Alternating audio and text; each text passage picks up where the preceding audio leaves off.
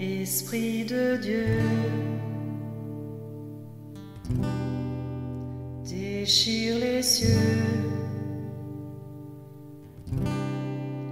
Esprit de Dieu, déferle en ce lieu. Esprit de Dieu, déchire les cieux. Esprit de Dieu, déferle en ce lieu. Notre Père, les cieux rugissent ton nom, chantons plus fort, qu'éclate ici ta louange. Entendez-vous le son du ciel touchant la terre, le son du ciel touchant la terre. Notre Père, les cieux rugissent ton nom, chantons plus fort, qu'éclate ici ta louange. Entendez-vous le son du ciel touchant la terre, le son du ciel touchant la terre. Esprit de Dieu, déchire les cieux. Esprit de Dieu, déferle en ce lieu. Esprit de Dieu, déchire les cieux. Esprit de Dieu, déferle en ce lieu. Roi Jésus, c'est ton nom que nous crions, et ta gloire fait trembler la terre, les cieux. Réveille-nous, nous voulons vivre ton royaume. Nous voulons vivre ton royaume. Roi Jésus, c'est ton nom que nous crions, et ta gloire fait trembler la terre, les cieux. Réveille-nous, nous voulons vivre ton royaume. Nous voulons vivre ton royaume. Esprit de Dieu, déchire les cieux. Esprit de Dieu, déferle en ce lieu. Esprit de Dieu, déchire les cieux. Esprit de Dieu, déferle en ce lieu. Esprit de Dieu, déchire les cieux. Esprit de Dieu, déferle en ce lieu. Esprit de Dieu, déchire les cieux. Esprit de Dieu, déferle en ce lieu. Esprit de Dieu, déchire les cieux. Esprit de Dieu, déferle en ce lieu.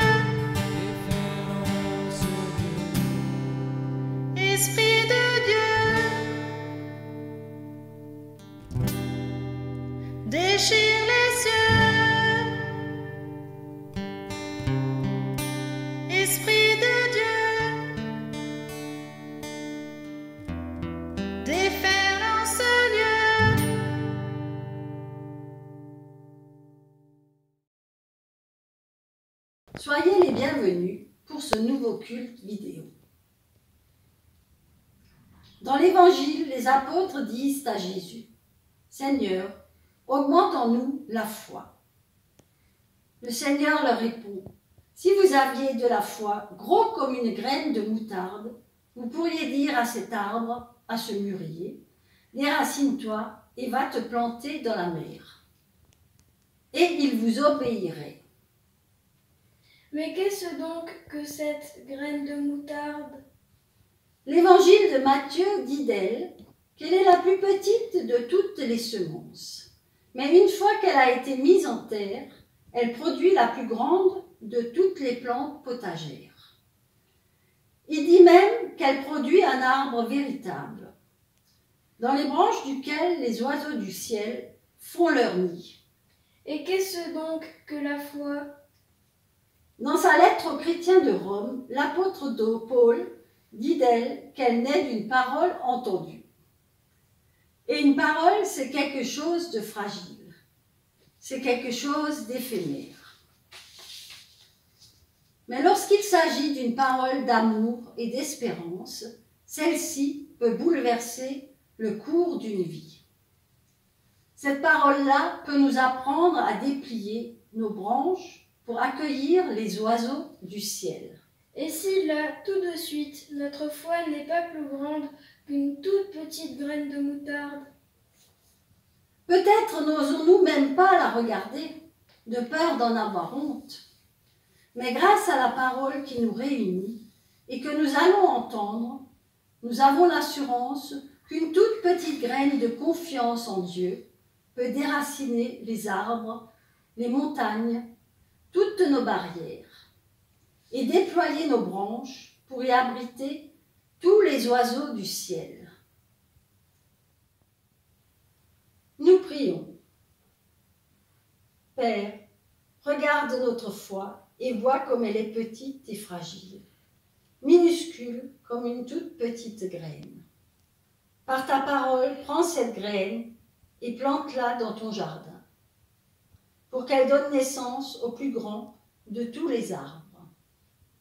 Car si nous sommes la semence, toi tu es le jardinier. Et si nous sommes la terre, qu'en nous ta parole s'enracine, et qu'elle produise avec abondance les fruits de la vie véritable, qu'on ne peut cueillir qu'en toi. Amen. Poursuivons dans la louange avec le prochain chant.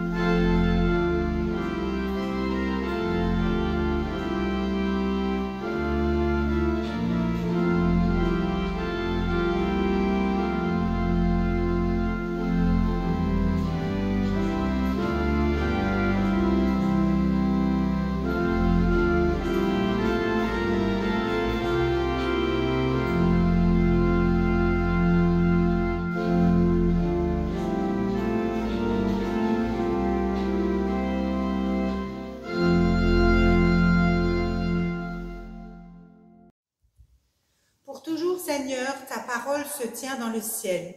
Ta constance dure de génération en génération. Alléluia. Nous prions avec les mots du psalmiste au psaume 119. Tu as affermi la terre et elle subsiste. C'est d'après tes règles que les choses subsistent aujourd'hui et toutes elles sont à ton service. Seigneur, si ta loi n'avait pas fait mes délices, alors j'aurais disparu dans mon affliction. Que tes paroles sont douces à ma bouche, plus que le miel à mon palais. Par tes directives, je deviens intelligent, aussi je déteste toute voie de mensonge. Seigneur, ta parole est une lampe pour mes pieds, une lumière pour mon sentier. Je suis très affligée. Seigneur, fais-moi vivre selon ta parole. Ma vie est constamment exposée, mais je n'oublie pas ta loi. Seigneur, soutiens-moi selon ce que tu as dit. Soutiens-moi selon ce que tu as dit et je vivrai. Car pour toujours, Seigneur, ta parole se tient dans le ciel, ta constance dure de génération en génération. Alléluia.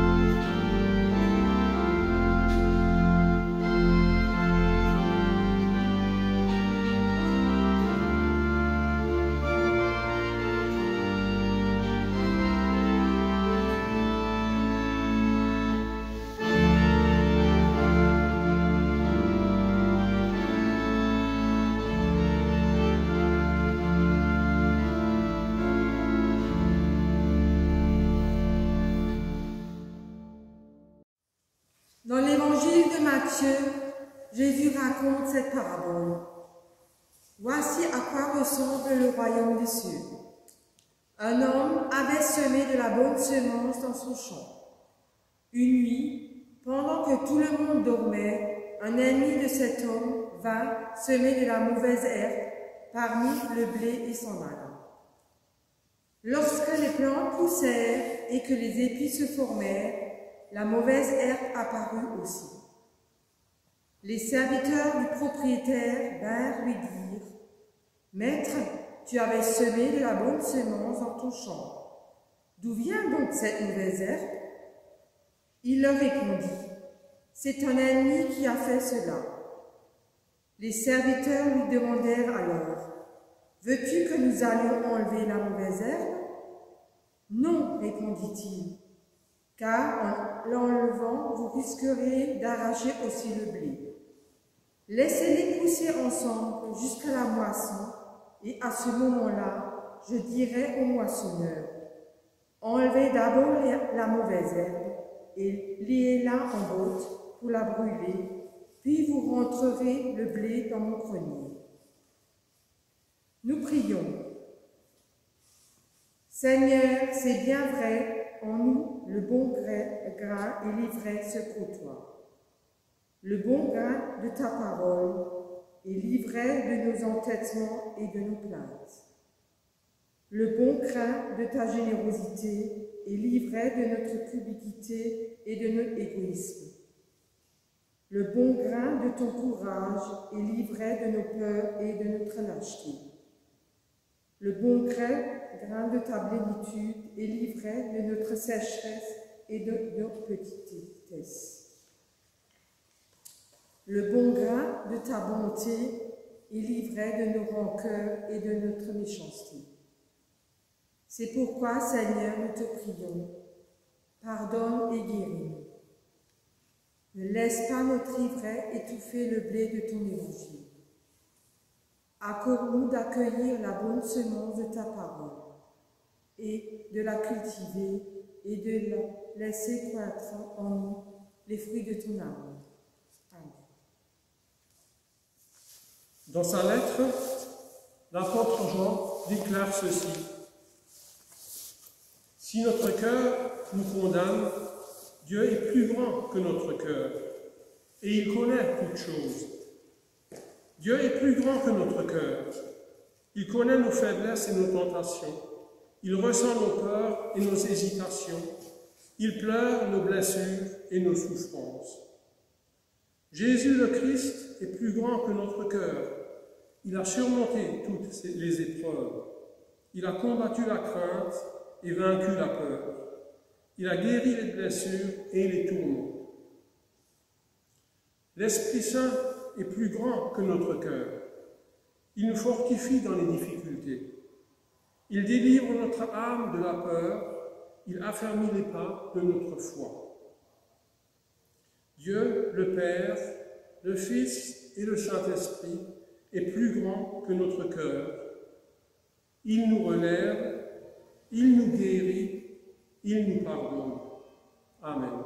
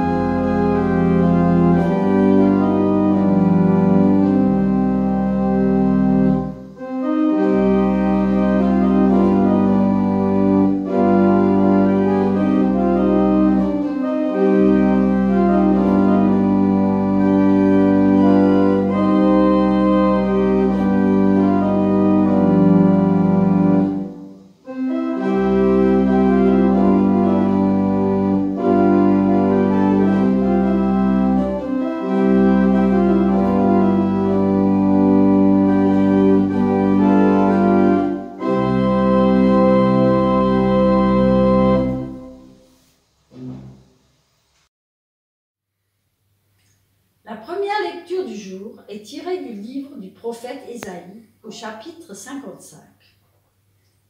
Oh là, vous tous qui avez soif, venez vers l'eau, même celui qui n'a pas d'argent. Venez, achetez et mangez. Venez, acheter du vin et du lait, sans argent, sans rien payer. À quoi bon dépenser de l'argent pour un pain qui ne nourrit pas? À quoi bon vous donner du mal pour rester sur votre faim? Écoutez-moi donc et mangez ce qui est bon, et vous vous délecterez de mes succulents. Tendez l'oreille et venez à moi.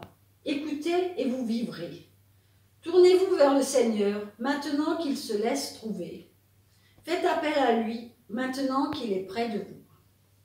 Que l'homme sans foi ni loi renonce à ses pratiques, que l'individu malveillant renonce à ses méchantes pensées. Qu'ils reviennent tous au Seigneur, car il aura pitié d'eux. Qu'ils reviennent à notre Dieu, car il accorde un large pardon. En effet, dit le Seigneur, ce que je pense n'a rien de commun avec ce que vous pensez. Et vos façons d'agir n'ont rien de commun avec les miennes. Il y a autant de distance entre ma façon d'agir et la vôtre, entre ce que je pense et ce que vous pensez, qu'entre le ciel et la terre. La pluie et la neige tombent du ciel, mais elles n'y retournent pas sans avoir arrosé la terre, sans l'avoir rendue fertile, sans avoir fait germer les graines. Elles procurent ainsi ce qu'il faut pour semer et ce qu'il faut pour se nourrir. Eh bien, il en est de même pour ma parole, pour ma promesse. Elle ne revient pas à moi sans avoir produit d'effet, sans avoir réalisé ce que je voulais, sans avoir atteint le but que je lui avais fixé. C'est dans la joie que vous quitterez Babylone et dans la paix que vous serez ramenés chez vous. Devant vous, montagnes et collines éclateront en cris de joie, et tous les arbres des champs battront des mains pour applaudir. Au lieu du buisson d'épines poussera le cyprès, à la place des orties le myrrhe. Pour le Seigneur, ce sera un titre de gloire, la marque indestructible qui rappellera toujours ce qu'il a fait pour vous.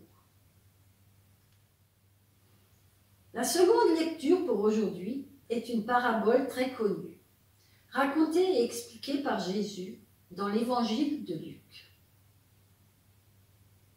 De chaque ville, des gens venaient à Jésus.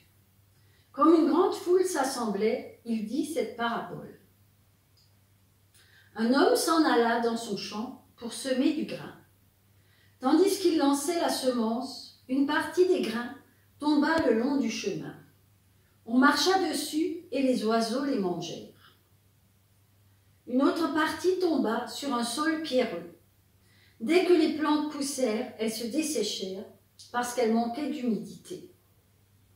Une autre partie tomba parmi des plantes épineuses qui poussèrent en même temps que les bonnes plantes et les étouffèrent. Mais une autre partie tomba dans la bonne terre. Les plantes poussèrent et produisirent des épis. Chacun portait 100 grains. Et Jésus ajouta, « Écoutez bien, si vous avez des oreilles pour entendre. » Les disciples de Jésus lui demandèrent ce que signifiait cette parabole. Il leur répondit, « Vous avez reçu, vous, la connaissance des secrets du royaume de Dieu. Mais aux autres gens, ils sont présentés sous forme de paraboles. Et ainsi, ils peuvent regarder, mais sans voir. Ils peuvent entendre, mais sans comprendre. Voici ce que signifie cette parabole. La semence, c'est la parole de Dieu. Certains sont comme le bord du chemin où tombe le grain. Ils entendent, mais le diable arrive et arrache la parole de leur cœur pour les empêcher de croire et d'être sauvés. D'autres sont comme un sol pierreux. Ils entendent la parole et la reçoivent avec joie.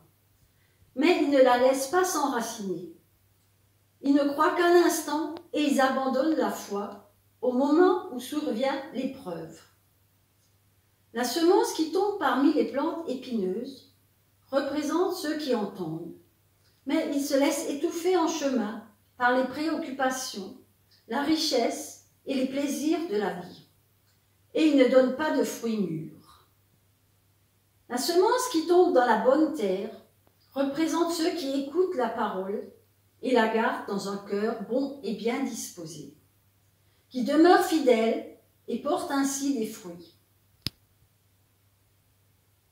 Seigneur, ta parole est la vérité.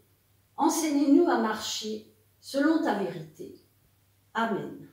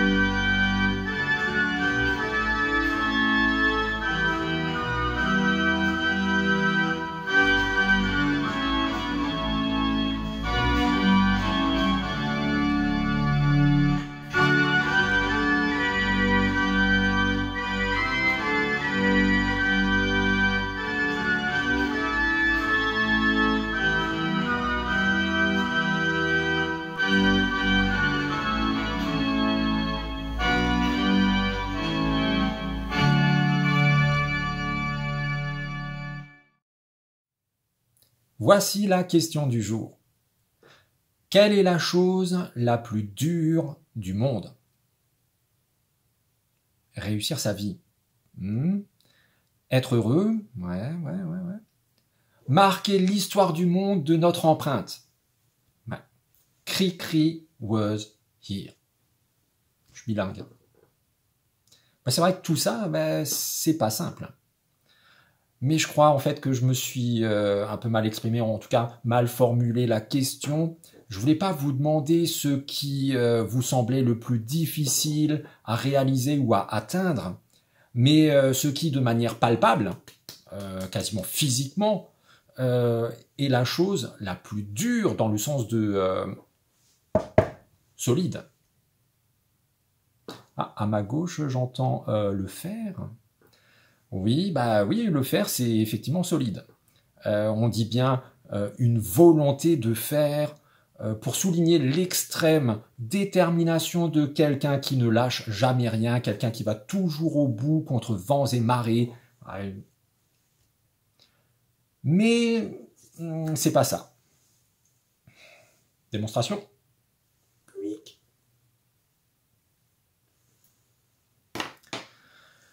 Il y a encore bien plus solide, bien plus dur que le fer.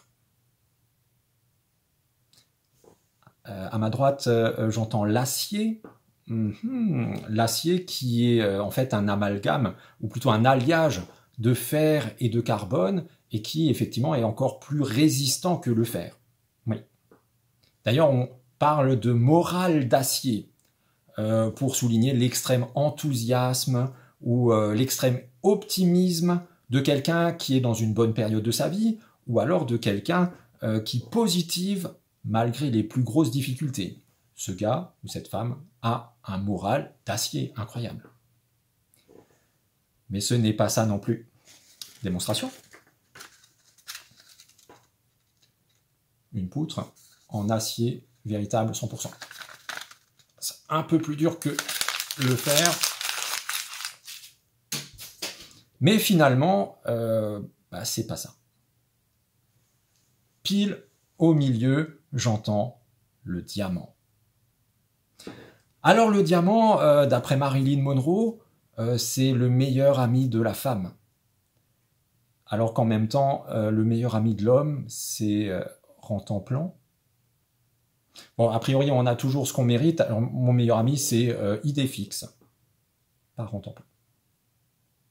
Alors oui, les diamants, effectivement, on dit d'eux qu'ils sont éternels, pas juste à cause du film de James Bond, mais parce que leur processus de création les rend quasi indestructibles. Je ne sais pas si vous savez comment ça se déroule, j'ai appris ça là récemment. Les diamants, en fait, poussent dans le sol. Comme les patates, enfin, pas exactement comme les patates, un tout petit peu plus profond. Entre 150 et 250 mètres, non, kilomètres de profondeur. Là où la température, tenez-vous bien, dépasse 1000 degrés. À 35-40, il fait déjà super chaud. À 1000, on fond. De la graisse, plus rien. Si profond que là, la pression, elle est 60 000 fois plus forte que la pression normale de la surface de la Terre. Pour ceux qui font de la plongée, quand vous descendez de quelques mètres, vous sentez la pression, vraiment. Imaginez à 250 km de profondeur sous la Terre. Alors, comment est-ce qu'il remonte à la surface? Simplement en profitant des éruptions volcaniques. Et quand ils sortent comme ça, ils vont à une vitesse de 340 mètres par seconde. La vitesse du son, même au-delà. En gros, d'ici à Ingviller, ils ne mettent pas 3 secondes. Alors oui, les diamants, c'est vraiment, vraiment du costaud. Bon là, je vous fais pas de démonstration, j'en ai pas spécialement un sous la main, mais vous pouvez me croire, ce n'est pas la bonne réponse. Alors je vous donne la bonne réponse. La bonne réponse, c'est ceci. La chose la plus dure du monde, c'est ceci. Alors évidemment pas ce merveilleux petit coussin tout doux et tout moelleux, mais ce qu'il représente.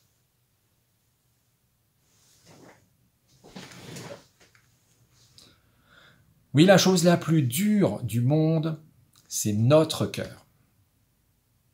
Alors évidemment, vous ne vous attendiez pas à ça, parce que vous avez bon cœur. Vraiment, et j'ose le dire sans risquer de me tromper, parce que je vous connais, vous avez le cœur sur la main. En fait, vous êtes des cœurs tendres. De vrais chamallows, des petits nounours de guimauve enrobés d'un délicieux petit et très fin chocolat au lait.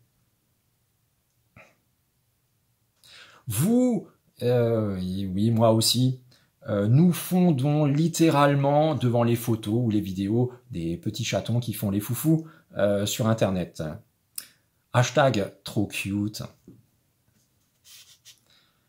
Et pourtant, vous serez d'accord avec moi pour dire que même avec un cœur aussi tendre que le nôtre, c'est pas évident que notre cœur soit léger. On a même pas mal de soucis qui nous pèsent. Mais des difficultés, des tristesses, des angoisses, je vous fais pas la liste, vous voyez très bien ce que je veux dire. Et quand je dis en ce moment, c'est clair, en ce moment, c'est sûr, mais pas que en ce moment. Tout au long de la vie, on a souvent le cœur serré. Un peu comme finalement les diamants, la pression sur les diamants. Sauf qu'au lieu de devenir un diamant, quand il y a trop de pression sur notre cœur, ça finit en bouillie. Et souvent, non seulement il n'est pas léger, notre cœur, mais souvent il est gros, on a le cœur gros, et donc notre cœur est lourd. Lourd, d'une lourdeur proportionnelle au poids qui pèse sur nos épaules déjà. Lourd, mais tellement lourd qu'on pourrait, à titre de comparaison, je dirais bien 10 kilos de plomb. 10 kilos de plomb. Ou peut-être même encore plus lourd. Ouais, soyons sérieux, c'est même encore plus lourd que 10 kilos de plomb, je dirais 10 kilos de fonte.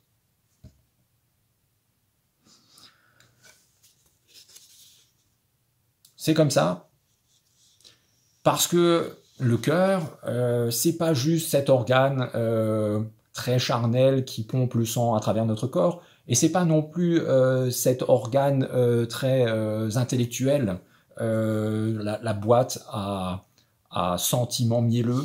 Non. Notre cœur, c'est en même temps nous tout entier, notre constellation tout entière, et nous au plus profond et au plus précis. Un peu comme un gisement de diamants. Et c'est pour ça, dans cette complexité, que c'est compliqué. Et c'est pour ça aussi que c'est précieux. C'est pour ça que dans la Bible, le roi Salomon, le plus sage de tous les rois, nous dit, nous encourage en nous disant « Garde ton cœur plus que toute autre chose. De lui viennent les sources de la vie. » Tout le monde devrait évidemment faire attention à son cœur, mais nous qui sommes des cœurs tendres, nous devrions y faire attention encore plus que n'importe qui d'autre. Parce que cette tendresse est un précieux trésor, c'est une bénédiction divine. Alors oui, il nous faut prendre soin de notre cœur, bichonnons-le, donnons-lui ce qu'il faut pour que continue à jaillir de lui la vie. Soyons notamment attentifs aux moindres signes de carence ou de trop plein. Trop peu ou trop, c'est pas bon. Comme aussi ces petites contractures, les petites piqûres, les petits bobos qu'on ressent parfois, même les plus petits.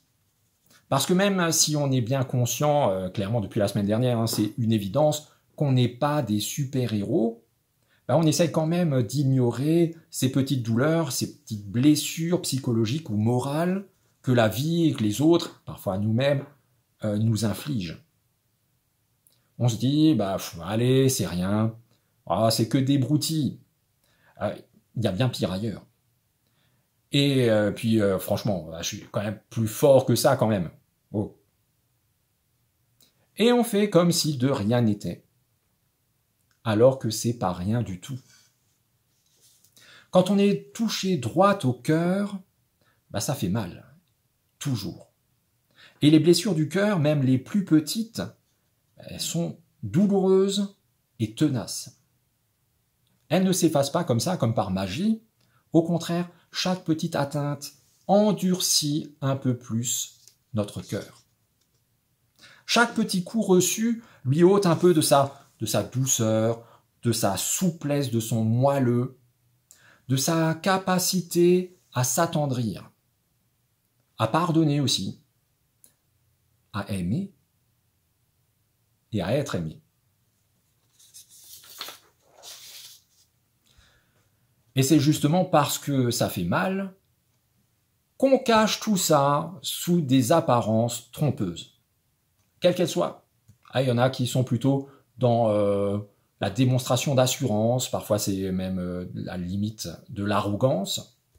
D'autres, comme nous, c'est peut-être quelque chose plus dans le style de la joie et la paix, le sourire, un grand sourire même, et des mots rassurants. Hein. Quand on nous demande comment ça va, bah, souvent on répond « ouais, ça va, ouais, ça va, non, ça va, tout va bien ». Alors qu'au fond de nous, dans notre cœur, justement, hein, on entend plutôt ça. « Ah, mais mon ami, si tu voyais, si tu savais dans quel état je suis à l'intérieur de moi, mais tu pleurerais. Mais t'inquiète pas, je vais t'épargner tout ça. » Alors il y en a un qu'on ne trompe pas, ni facilement, ni pas du tout. Et de toute façon, vous avez deviné, c'est Dieu, évidemment. Lui qui nous dit en Jérémie 17, verset 10, « Moi, le Seigneur, j'examine le cœur et je sonde les reins. » Lui qui dit au prophète Samuel, « L'être humain regarde à ce qui frappe les yeux, mais moi, le Seigneur, je vois directement au cœur. » Dieu connaît l'état de notre cœur, de notre vie, de notre énergie vitale, de notre relation aussi à lui. Et c'est comme ça qu'il a finalement, il y a longtemps, décidé du déluge. Le Seigneur vit que le mal des humains était grand sur la terre et que leur cœur ne concevait jamais rien que des pensées mauvaises. Déluge. Bonne nouvelle du jour, Dieu ne s'arrête pas là. Vous savez qu'il y a une suite au déluge. Dieu ne s'arrête pas à ce triste constat. Il ne s'arrête pas à nos cœurs tortueux, ni à nos cœurs torturés. Mais il met en œuvre son processus de guérison. Parce que comme le dit le psalmiste, le Seigneur est proche de ceux qui ont le cœur brisé. Il sauve ceux dont l'esprit est écrasé. Et encore, le Seigneur guérit ceux qui ont le cœur brisé et il soigne leurs blessures. Alors oui, face à nos blessures les plus profondes, Dieu nous promet qu'il est lui-même la solution. Et qu'il est à portée de main, ou plutôt à portée de cœur. Il le dit en Jérémie 29, 13, « Vous me chercherez et vous me trouverez, car vous me chercherez de tout votre cœur. »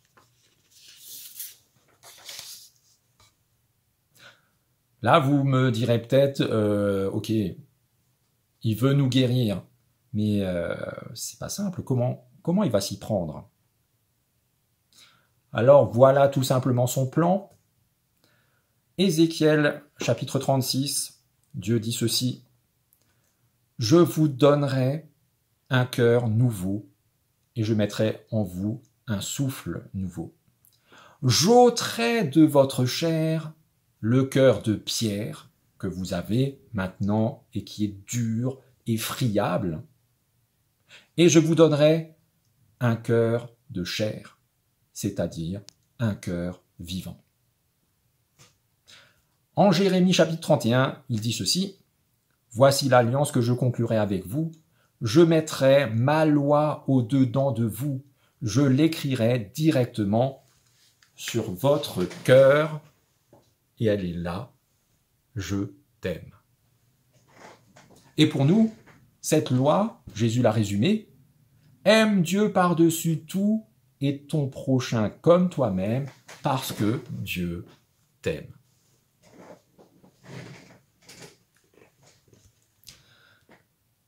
Chers tendres sœurs et frères en Christ, avec nos douleurs, avec nos blessures les plus profondes, faisons du Seigneur nos délices et il nous donnera à coup sûr ce que nos cœurs désirent.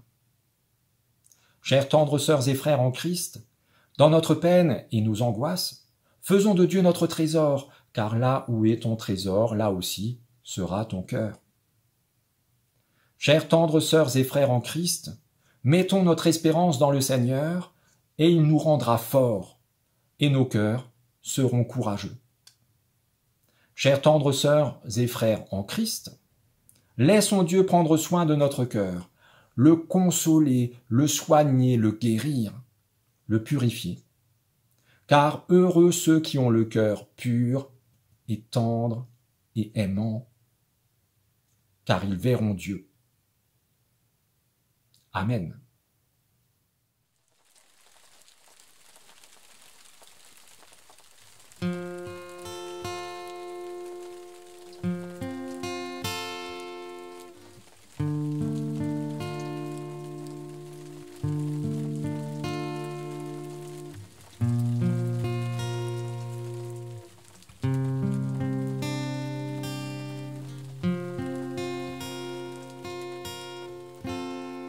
Nous te donnons nos cœurs, nous te donnons nos âmes.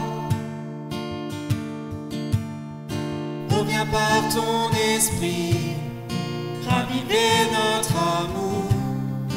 Oh, viens changer nos vies. Nous te donnons nos cœurs, donnons nos âmes. Oh, viens par ton esprit, raviver notre amour. Oh, viens changer nos vies.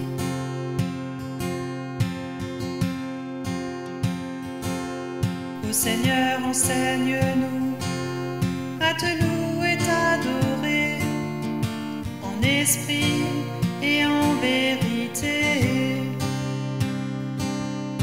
Pour que d'un même cœur, avec un même chant, nos voix s'unissent pour te glorifier. Nous te donnons nos cœurs, nous te donnons nos âmes. Oh, viens par ton esprit, raviver notre amour. Oh, viens changer nos vies.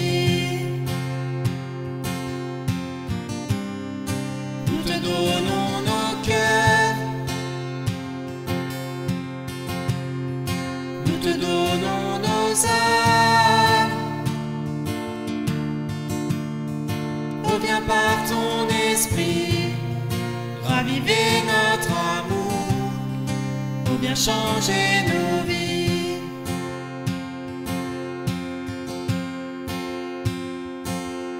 Seigneur, souviens-toi de tes œuvres passées, de tes miracles et de tes hauts faits. Et renouvelle-les en ces jours et ces années, pour que ta gloire soit manifestée. Nous te donnons nos cœurs, nous te donnons nos âmes. Oh, viens par ton esprit, raviver notre amour, oh, viens changer nos vies. Nous te donnons nos cœurs, nous te donnons nos âmes. Oh, viens par ton esprit, raviver notre amour, oh, viens changer nos vies.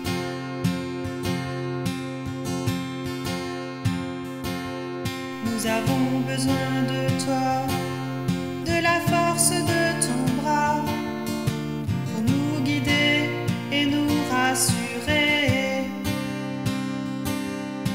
Agis dès à présent dans le cœur de tes enfants, pour que nos vies te soient consacrées. Nous te donnons nos cœurs, nous te donnons nos âmes. Oh, viens par ton esprit, raviver notre amour, oh, viens changer nos vies. Nous te donnons nos cœurs,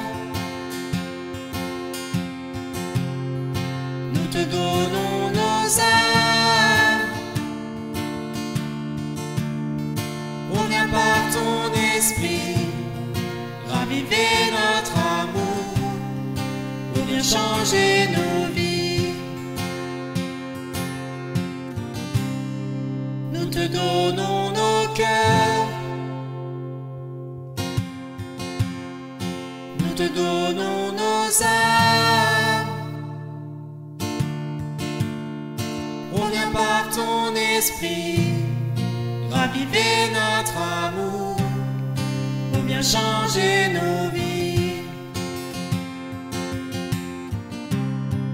Nous te donnons nos cœurs, nous te donnons nos âmes. Oh, viens par ton esprit, raviver notre amour, oh, viens changer nos vies.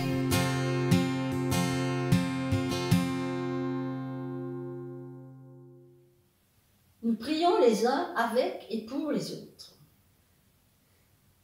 Dieu notre Père, grâce te soit rendue pour ta parole, car nous y découvrons la promesse de tout ce que tu veux nous donner. Au milieu de nos vies agitées, troublées, nous connaissons parfois quelques joies, mais si souvent nous subissons plutôt de grandes épreuves dans notre corps, dans notre âme, dans notre esprit. Au cœur de nos vies tourmentées, par le tumulte qui nous entoure, nous te bénissons de nous permettre de nous arrêter de temps en temps pour écouter ce que tu veux nous dire. Dans ta parole, Seigneur, tu te donnes tout entier, sans rien retenir pour toi. Seigneur, que la méditation de ta parole fasse éclore dans nos cœurs une lumière nouvelle qui éclaire notre chemin et nous rende capables d'être témoins de ton amour, dans le service de ceux auprès de qui tu nous envoies. Seigneur, donne-nous de savourer ta parole comme on savoure le pain frais du matin. Donne-nous de la laisser couler dans nos veines comme une symphonie printanière. Donne-nous de la voir coller à nos mains comme la terre humide des semailles. Donne-nous de la sentir nous travailler en profondeur comme le laboureur creuse le champ de ses sillons. Ainsi nous effacerons de nos vies ce qui est inutile ou néfaste, nos colères et notre dureté, nos tristesses exagérées, nos désirs déplacés, jusqu'à ce que nos cœurs soient renouvelés par ta parole et prêts à accueillir comme ils sont accueillis par toi, tout aimés et tout aimants. Seigneur, nous te remettons toutes les situations que nous avons à cœur, dans nos familles, parmi nos amis, aux proches et au loin, pour que tu agisses tendrement, comme seul le divin Père que tu es sait le faire, toi qui fais de nous tes enfants, qui d'une même voix et d'un même cœur te prient, comme tu nous l'as toi-même enseigné. Notre Père qui es aux cieux.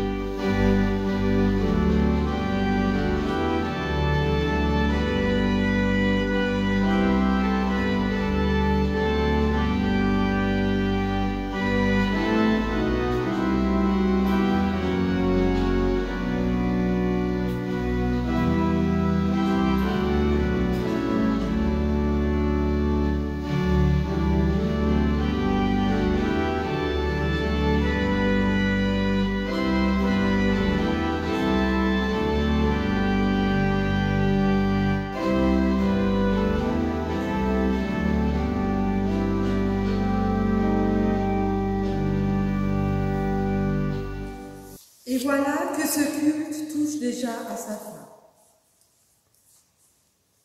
Allons dans cette journée et dans nos vies, avec l'assurance que Dieu agit pour notre bien. Car la parole de Dieu est vivante et efficace. Elle est plus tranchante qu'aucune épée à deux tranchants. Comme le ciel fait tomber sur les toits des maisons, sur ta tête et la mienne, et les futures moissons, sur les lacs, les forêts, les villes et les étangs, sur les eaux sans frontières de tous les océans. 100 000 milliards et une vivaces gouttes de pluie, qui redonnent et pour toujours la vie. Dieu fait tomber en toi pour inonder ton cœur 100 000 milliards et une paroles de bonheur. Prenez bien soin de vous avec courage renouvelé et une confiance indestructible. Et soyez bénis, vous êtes bénis. Amen.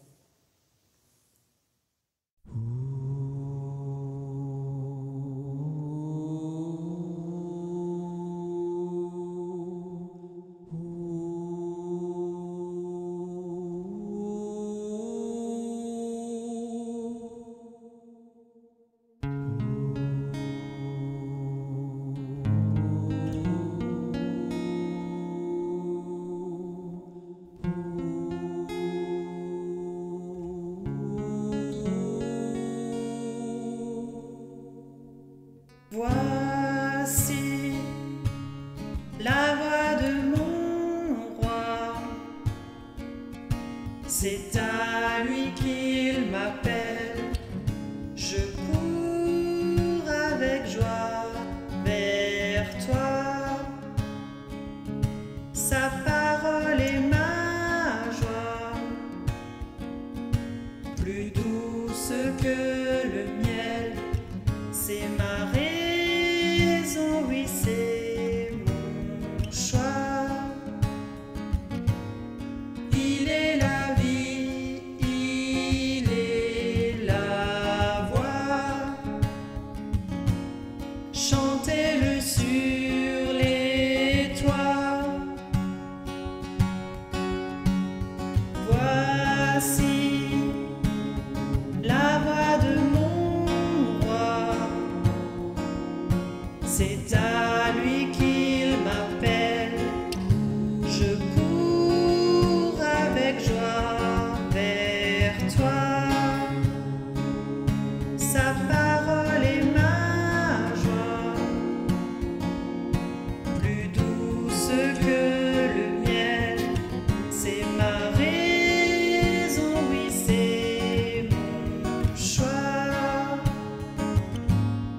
Il est la vie, il est la voix.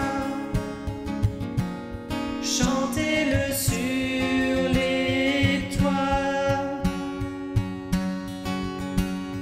Magnifique, immuable est le Seigneur, mon Dieu, mon Père, à jamais ma vie chantera ta splendeur. C'est toi que mon cœur aime.